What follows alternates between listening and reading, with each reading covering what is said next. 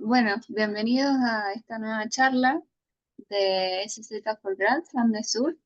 Bueno, en primer lugar, darles las gracias por su asistencia y disculpas nuevamente por estas fallas técnicas. Eh, este grupo tiene ciertas redes por las cuales ustedes pueden entrar en contacto con nosotros.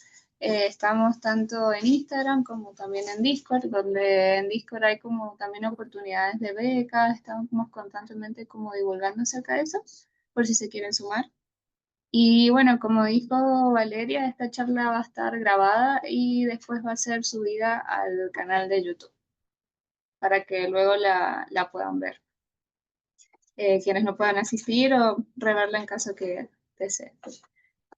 Un poco la dinámica de esta charla es primero hacer la presentación y una vez finalizada la charla ustedes podrán hacer todas las preguntas en el chat y después las vamos a ir leyendo y respondiendo a medida que una vez finalizada la charla.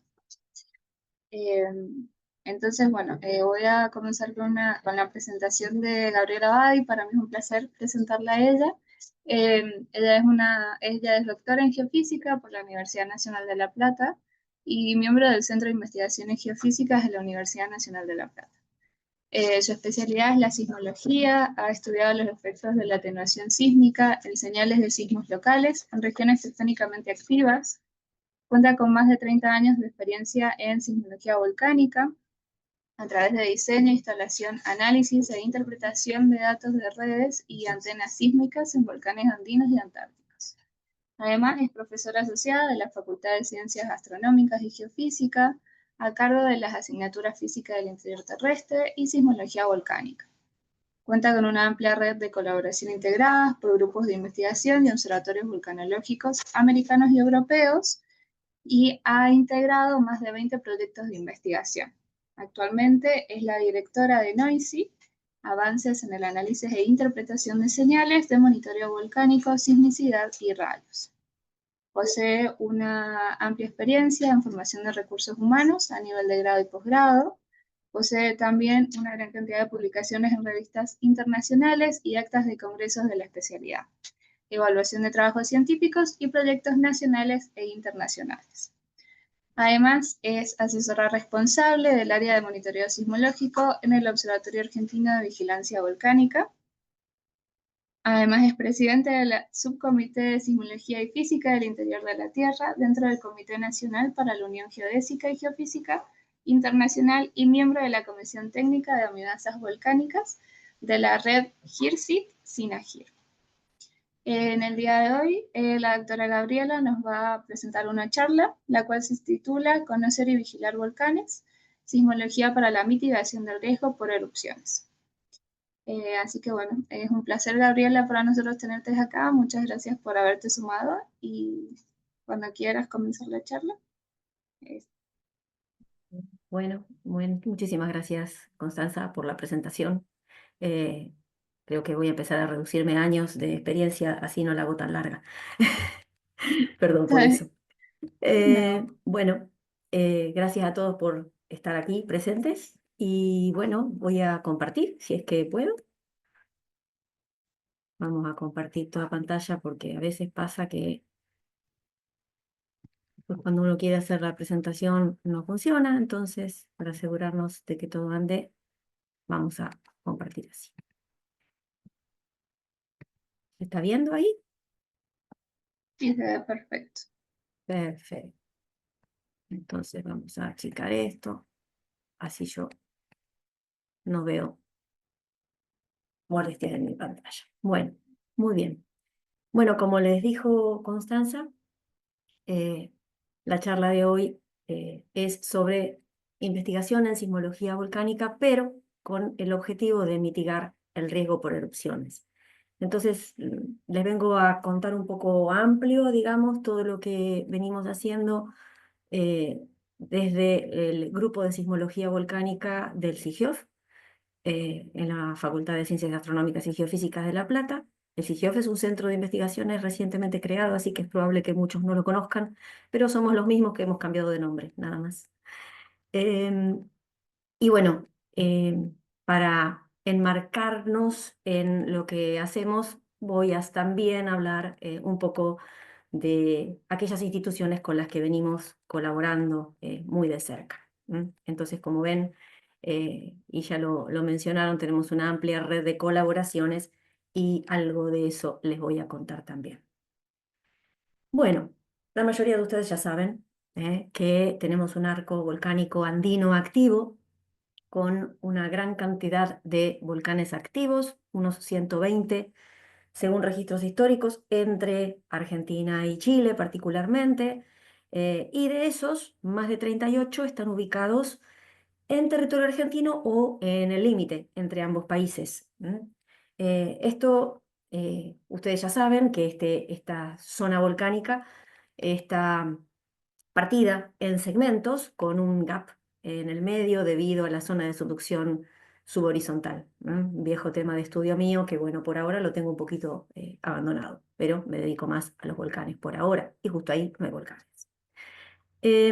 Bueno, estos volcanes, muchos de ellos han entrado en erupción a lo largo de los años y por cuestiones de características de las erupciones y de la circulación de los vientos, es muy común que sus productos emitidos a la atmósfera sean transportados por los vientos hacia territorio argentino, afectando seriamente diversas localidades y extensas regiones. Eso ha hecho que en Argentina, en 2016 y luego en 2024 se actualice el ranking de riesgo relativo volcánico, un trabajo de Elizondo y Farías del año 24, donde se lista los volcanes con su riesgo asociado, volcanes en territorio argentino. Y también incluyeron el territorio antártico, salvo que los volcanes del territorio antártico, al no tener tantos elementos expuestos, no entran en lo que es el ranking de riesgo. Es así que tenemos una serie de volcanes ordenados a los cuales el Servicio Geológico Minero Argentino decidió comenzar a vigilar allá por el año 2012. Pero para eso vamos a hacer un poco de historia de cuáles son los hitos en la vigilancia volcánica en Argentina, para entender cómo fue evolucionando la idea de crear el Observatorio Argentino de Vigilancia Volcánica. Bueno, en 2008, después de la erupción del Chaitén, de los efectos que esta trajo y de anteriores erupciones que ya habían afectado el territorio argentino, como la erupción del Hudson en 1991, por ejemplo, o del Láscar en 1993, el Servicio Geológico Minero Argentino decide implementar el programa de evaluación de amenazas volcánicas. En 2012 comienza el periodo eruptivo del volcán Copahue, que hasta el día de hoy, con distintas características a lo largo de los años, pero todavía continúa. Y en 2013 se firma un acuerdo para el monitoreo binacional entre Chile y Argentina. Chile ya para entonces tenía su Observatorio Volcanológico de los Andes del Sur organizado y trabajando de manera funcional las 24 horas. En 2016 comienza una crisis sísmica en el complejo volcánico Planchón Peteroa, más específicamente en el volcán Peteroa, el único activo del complejo. Y el mismo año se aprueba la ley nacional que da lugar al Sistema Nacional para la Gestión Integral del Riesgo, lo que recién Constanza mencionaba como SINAGIR. Entonces, los distintos organismos de ciencia y técnica en Argentina comienzan a interactuar para mejorar la comunicación de la información y la llegada a los organismos tomadores de decisión con la información generada por estos organismos y que es necesaria para la gestión integral del riesgo. En 2017, formalmente, inicia sus actividades el Observatorio Argentino de Vigilancia Volcánica, que en este momento su director es el que coordina justamente lo que es la Comisión Técnica de Amenazas Volcánicas dentro de la red de organismos de ciencia y técnica que asesora al SINAGIR. En 2018, justamente, esta comisión revisa el protocolo interinstitucional de gestión de la información ante amenazas volcánicas, y ese mismo año, a fin de año, entra en erupción el volcán Peteroa. A partir de ese entonces, a partir de ese momento, el OABB, como lo vamos a llamar a partir de ahora, comienza a gestionar los recursos para poder ampliar las redes de monitoreo en los distintos volcanes que habían sido ubicados en los primeros lugares del ranking de riesgo relativo. Es así como, con colaboración de otras instituciones, en 2020 se amplía la red de monitoreo del volcán Copahue. En 2021, piensen que estábamos en pandemia, pero a fines del 2021 se amplía la red, a principios del 2021 se amplía la red del volcán Lanín, y a fines del 2021 se amplía la red del complejo volcánico Laguna del Maule. En 2023, con la reactivación del volcán Láscara, se pone a prueba aquel protocolo de gestión de la información entre instituciones que les había mencionado, y en 2023 también se amplía la red de monitoreo de la isla de Decepción en Antártida. A fines del 2023 se instala la red de monitoreo del complejo volcánico Domullo, enteramente en territorio argentino, y en 2024 se instala la red de monitoreo del volcán Tromer, también en territorio argentino. Es así que yo les aclaré, algunos de los volcanes que están en el ranking son binacionales y otros son enteramente nacionales. Por eso es que se crean o se completan redes de monitoreo, algunas nacionales y otras binacionales, con la colaboración de los organismos competentes en cada caso. En el caso de los volcanes compartidos con Chile, será la colaboración con el OBDAS del Cernagiomín, y en el caso de Isla de Decepción, en la Antártida, la vigilancia es compartida con el Instituto Geográfico Nacional de España.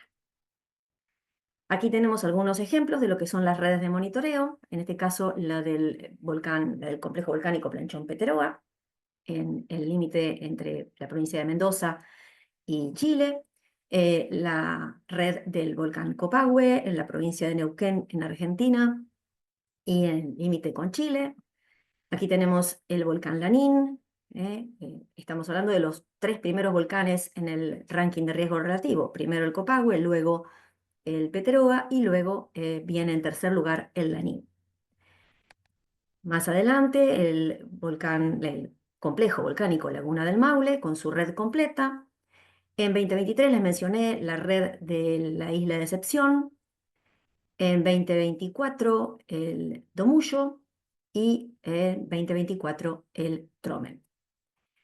Estas redes tienen instrumentación de diferentes tipos de acuerdo a las técnicas de vigilancia empleadas por el Observatorio Argentino de Vigilancia Volcánica.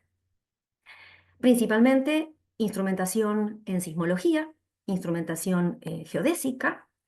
En algunos casos hay instrumentación o toma de muestras in situ para el análisis de la geoquímica de fluidos, y también están los sensores remotos con cámaras visuales y datos también de imágenes satelitales o térmicas.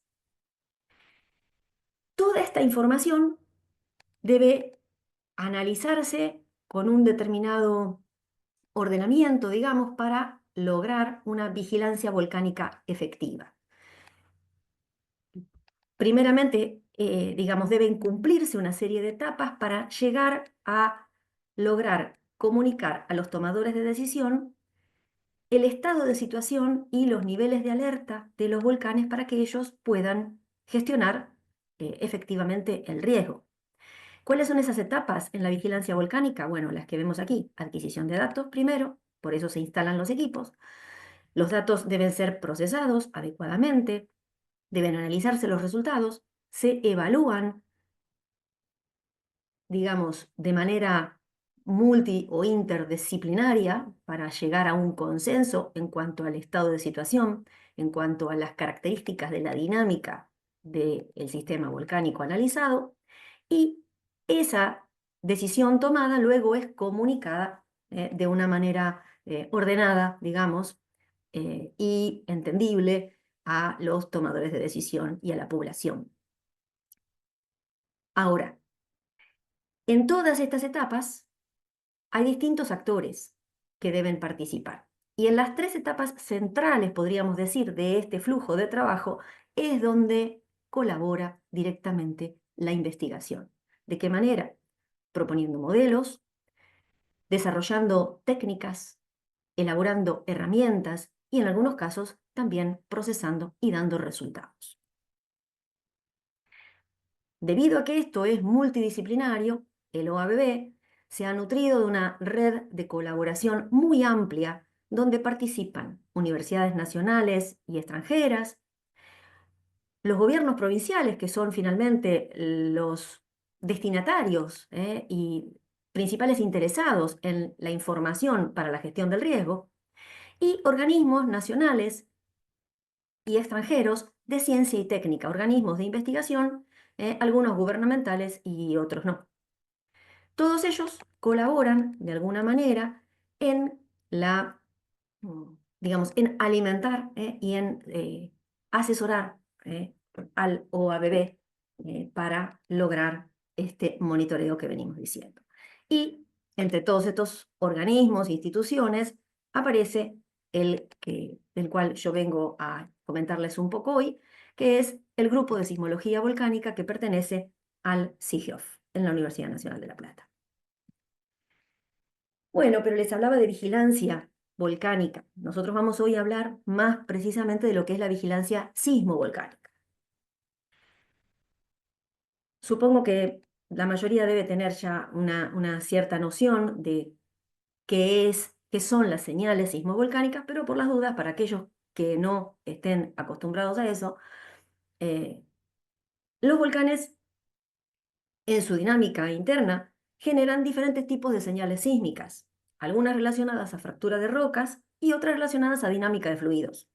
Eso hace que las señales que nosotros generamos, que nosotros registramos, mejor dicho, vamos a ver si tengo acá un puntero para hacerlo más fácil. Las señales que nosotros registramos tienen diferentes formas de ondas, diferentes duraciones, diferentes contenidos espectrales y pueden ser señales discretas de alta frecuencia o señales muy largas de frecuencias bastante bajas o también señales discretas cortas de frecuencias muy bajas. ¿Qué requiere esto? Que implementemos instrumentación banda ancha, obviamente, y aparte de eso, necesitamos diferentes técnicas, diferentes modelos para analizar cada una de estas señales, para poder interpretar correctamente cuál es su fuente, cómo las señales atraviesan el medio por el que se propagan y cómo es ese medio. La vigilancia en sí es el registro, análisis e interpretación de señales. Pero para eso necesitamos conocer todos los procesos de cómo se generan y cómo son afectadas estas señales. Y ahí es donde entra la investigación. En particular, el Grupo de Sismología Volcánica se dedica a hacer investigación para la mitigación del riesgo. En general, lo que nosotros hacemos es formación de recursos humanos, implementar metodologías, en algunos casos desarrollarlas también, mucha colaboración con los organismos de ciencia y técnica, en particular con los encargados de la vigilancia volcánica. ¿Y todo esto para qué? Para mejorar el conocimiento, porque la investigación en sí, el primer objetivo es mejorar el conocimiento, pero el fin último es, en colaboración con los organismos de ciencia y técnica, lograr alertas efectivas. Queremos que nuestra investigación sea útil para la población. Les hice un poco de historia de lo que fue, de cómo se gestó el OABB, de cómo es la vigilancia volcánica. Bueno, ahora hacemos un poco de historia de cómo fue creciendo, cómo fue surgiendo el grupo de sismología volcánica del SIGIOF. Hace muchos años, los más de 30 que mencionábamos, en el año 1994 comenzamos nuestra colaboración en Isla de Excepción a través de proyectos con universidades nacionales y extranjeras. En el 2004 nos vinimos hacia el continente y empezamos a trabajar en el volcán Copahue.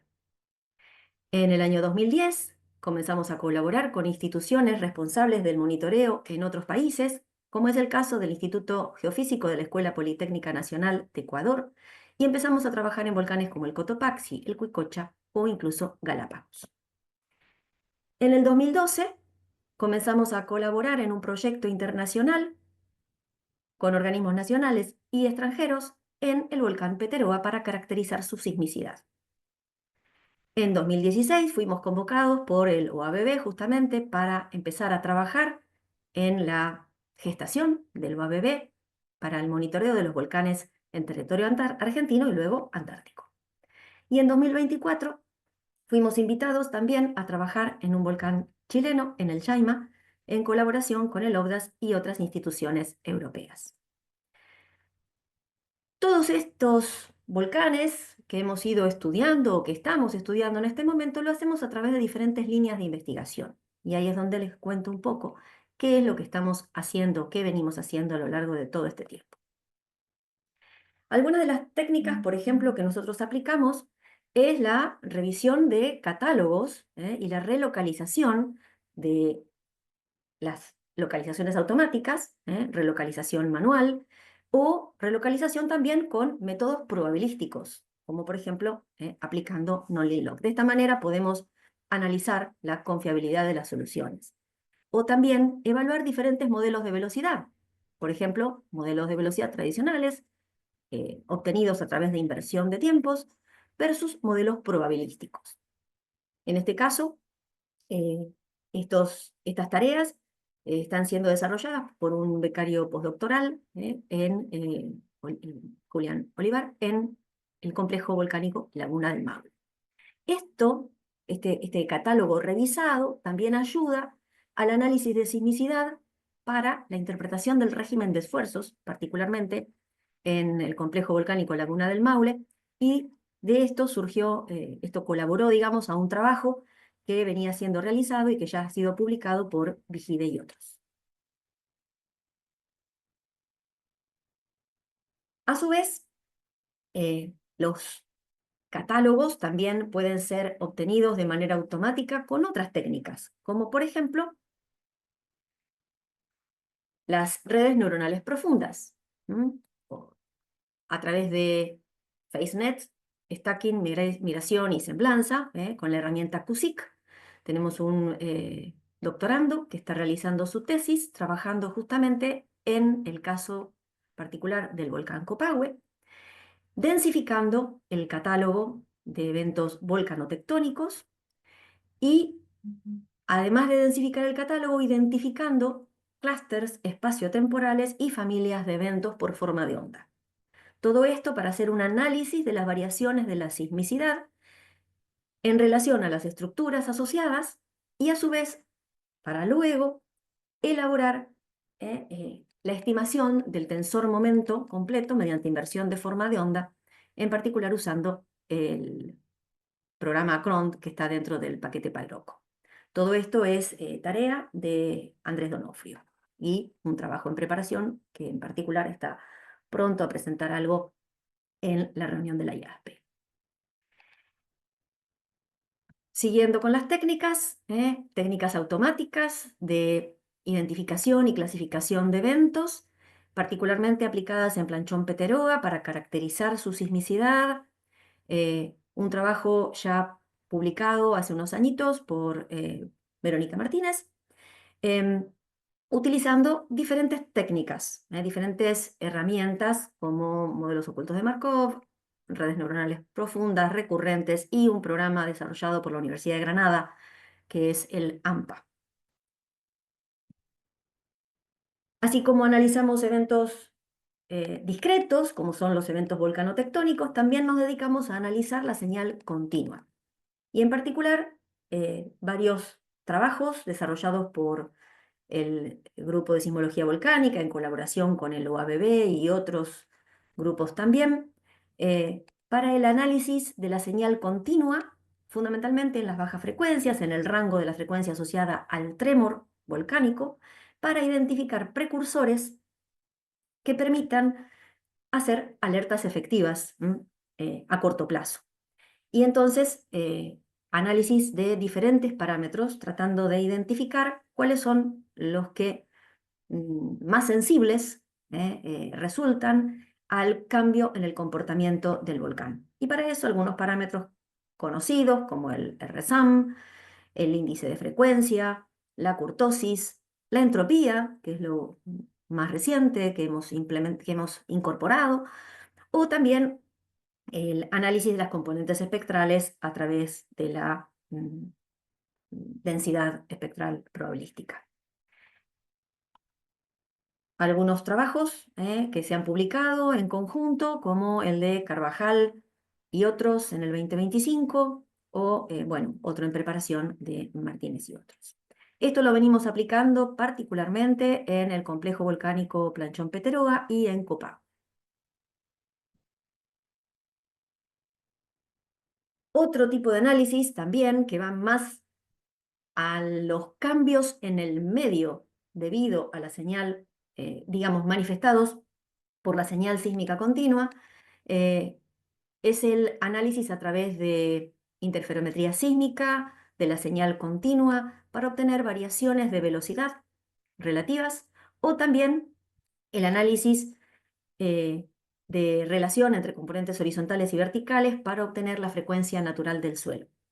Esto es un trabajo publicado por Casas y otros en el volcán Copahue, donde se pudieron identificar dos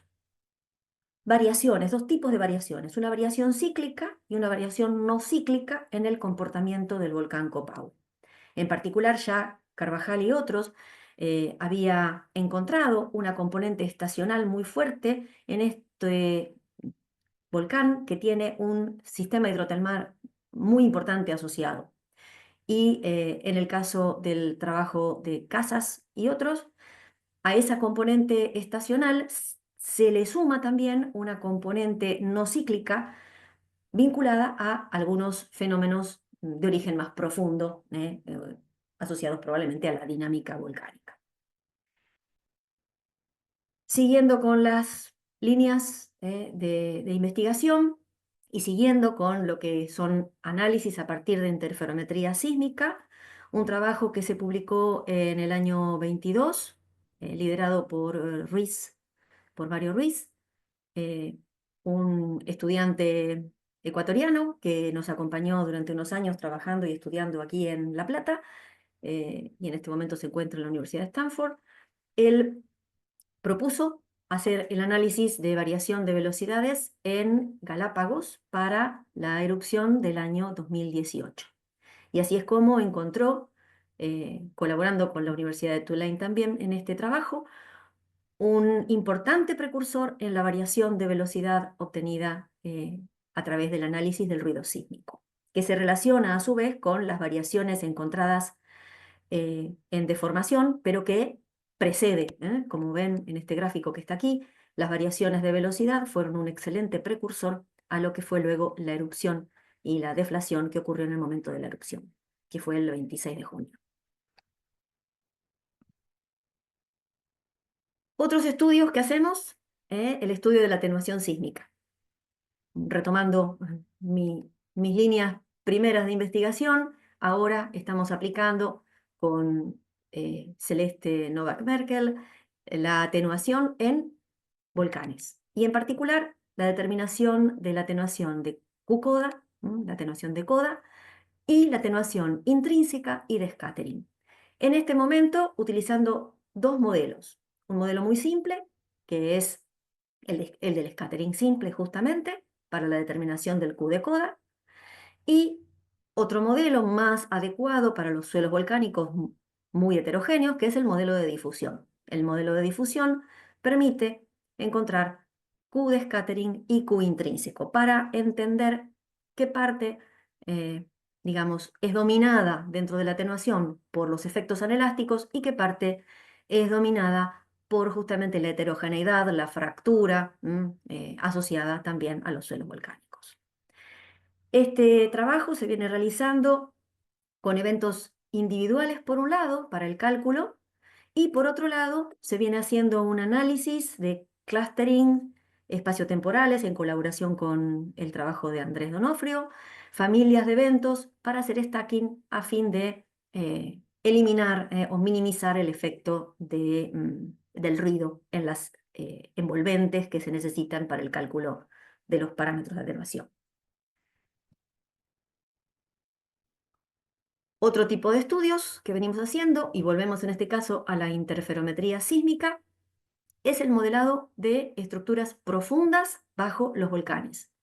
Y volvemos a la interferometría y volvemos a Galápagos. En este caso, Eugenia Boero viene trabajando en la identificación de estructuras en el manto mediante interferometría sísmica por autocorrelación de telesismos, utilizando estaciones desplegadas en la isla Isabela, alrededor de los volcanes Sierra Negra y Cerro Azul, y seleccionando sismos a mayor distancia, por eso telesismos, haciendo autocorrelación en las estaciones y luego stacking, ha identificado características a profundidades de hasta 800 kilómetros de profundidad en el manto, logrando identificar la profundidad de la pluma mantélica que genera el archipiélago de Galápagos bajo la isla Isabela. Este es su trabajo en preparación, pronto a enviar. Siguiendo con, eso fue la tesis de grado de Eugenia Boero. La tesis de doctorado de Eugenia Boero se basa en interferometría sísmica de eventos. Y en este caso, lo que pretende hacer es recuperar las ondas directas entre fuentes que cumplan ciertas condiciones muy estrictas, como caer dentro de la fase estacionaria, eh, los dos eventos correlacionados con la estación, para poder de esa manera quitar la trayectoria, el efecto de la trayectoria hacia la superficie y quedarse únicamente con el efecto de la trayectoria entre ambos eventos. Eso es lo que se consigue con la correlación cruzada de eventos. Y veremos qué es lo que nos da. Por ahora se encuentra en el proceso de, digamos, la selección de eventos que cumplan todos estos requisitos. Otros trabajos que venimos desarrollando son también para caracterización sísmica del subsuelo volcánico, en particular, por ejemplo, para ayudar a lo que es la mejor interpretación de las señales registradas en las distintas estaciones de las redes de monitoreo.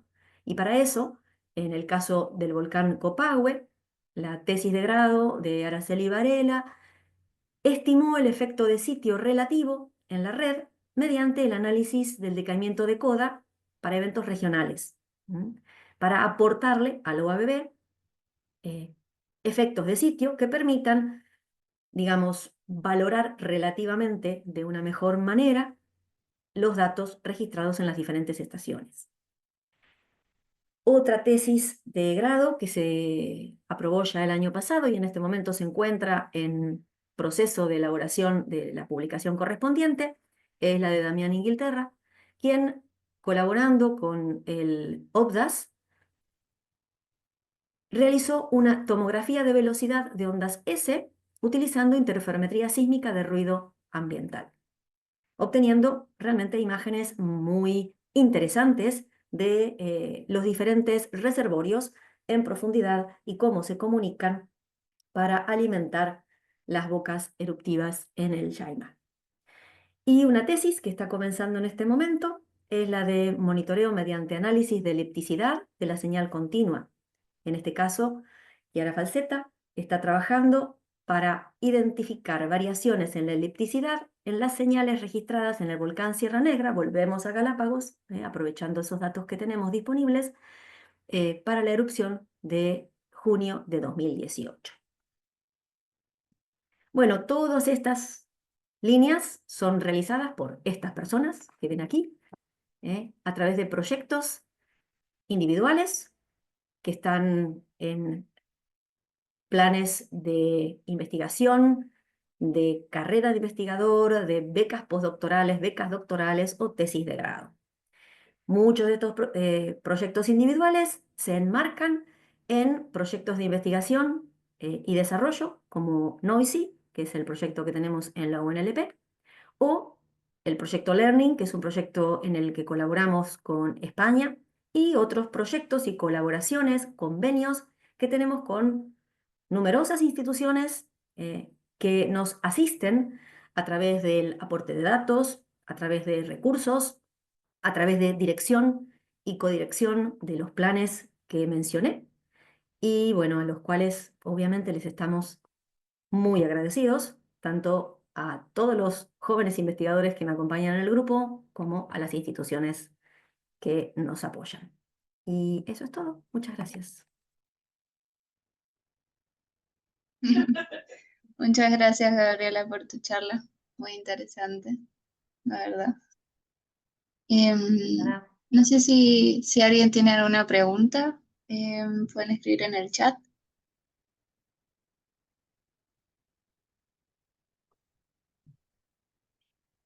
dejo de compartir, así. Mm.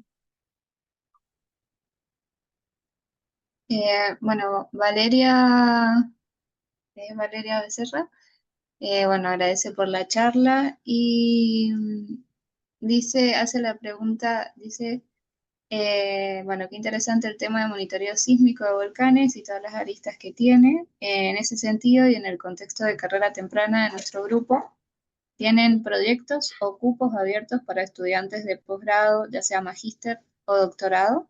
Y de ser así, ¿cómo y dónde se puede postular? Bueno, nosotros digamos, nos está faltando todavía gente, digamos, habilitada, digamos, para dirigir más proyectos y planes. Estamos en eso, ¿eh? Eh, Ujú.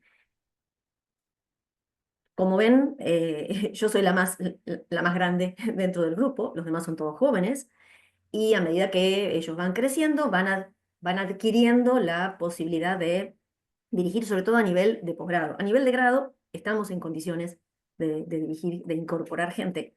A nivel de posgrado, el tema que tenemos aquí en la Universidad de La Plata es que se nos impone un límite de tesis doctorales dirigidas.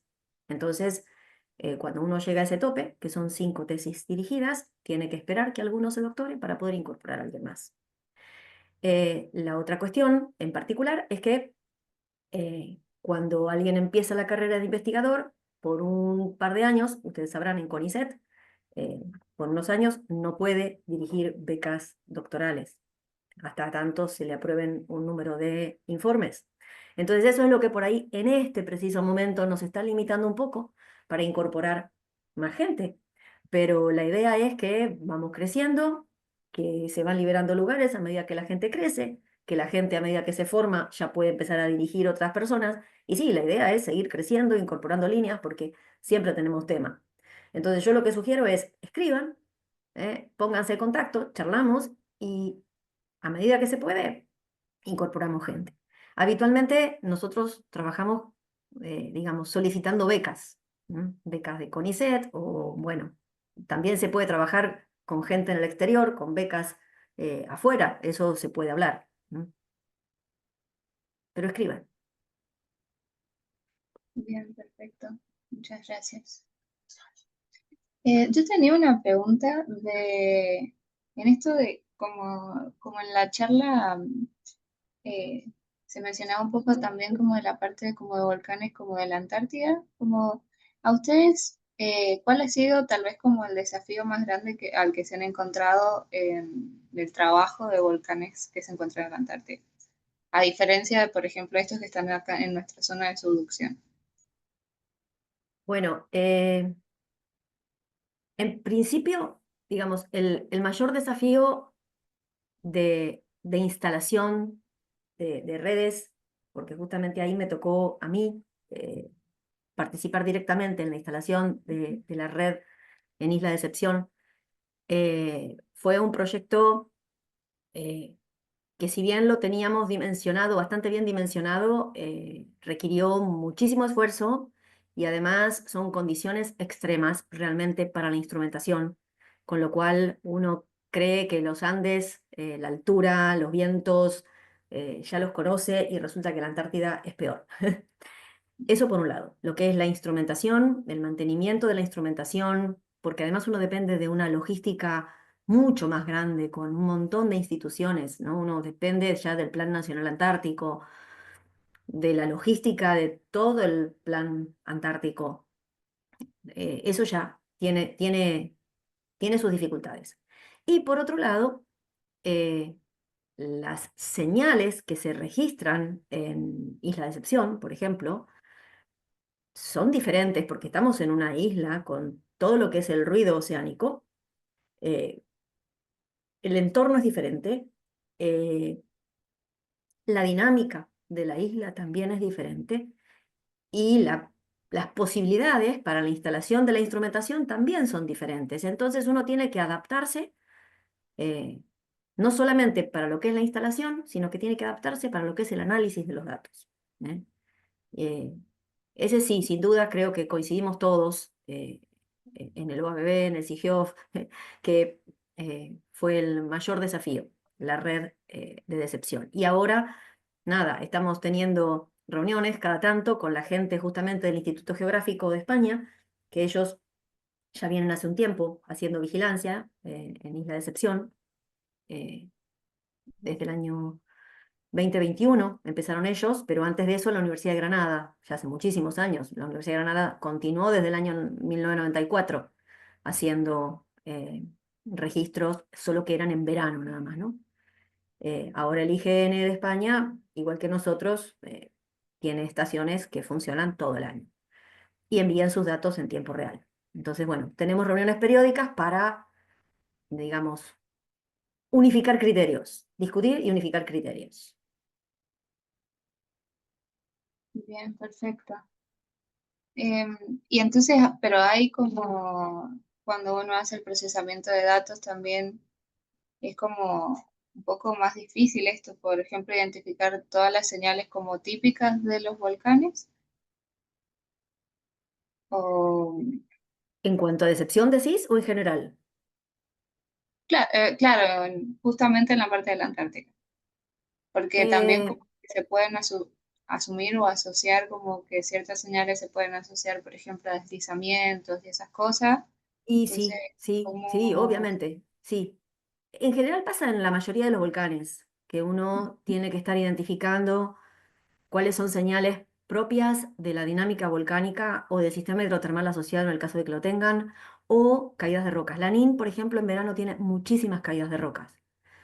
Y las caídas de rocas del Lanín muchas veces pueden ser confundidas con eventos de largo periodo, por ejemplo. Entonces uno tiene que estar atento y por eso el análisis multiparamétrico, o sea, tener cámaras de video, por más que uno diga que tiene de ciencia, no, sí, es importantísimo tener cámaras de video, porque poder corroborar y validar lo que uno ve en la señal sismológica con lo que uno está viendo en superficie es fundamental. Nosotros, todo lo que analizamos en las señales, tratamos de corroborarlo de alguna manera, o con información satelital, o con cámaras de video, o con datos de gases, o lo que fuera, ¿sí? Y en el caso de Isla Decepción, que además tiene glaciares, con ruptura de glaciares, que además es cómico, pero en una de las últimas reuniones que tuvimos con los españoles, nos mostraban que estaban identificando ballenas. En las ¿Mm? señales se identifica el canto de las ballenas. O sea, eh, es una variedad de señales y un rango de frecuencias, y es información que uno tiene que saber discriminar. Claro. Así que es muy amplio, sí. Qué bueno, muy interesante. Muchas gracias, Gabriel. De nada. Em, bueno, no sé si alguien más tiene alguna otra pregunta.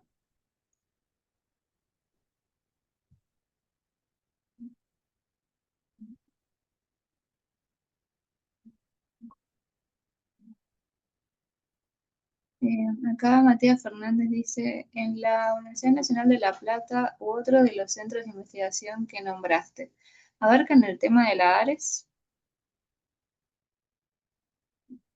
Bueno, nosotros no, nosotros en particular no, pero hay organismos que sí. Eh, Por ejemplo, digamos, dentro del CEGEMAR hay gente que trabaja en ese tema, dentro de algunos organismos de investigación provinciales también, y en particular, por ejemplo, en el Instituto Nacional de Geofísica y Vulcanología de Italia también algunos de nuestros colaboradores trabajan específicamente en la ARES también.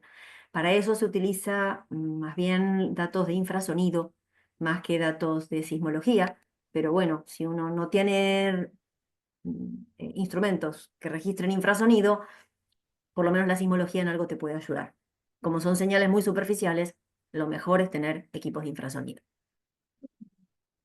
Esperamos en algún momento poder hacerlo también. Bien, perfecto. Bueno, ahí le agradece, dice que muy buena la charla. Gracias.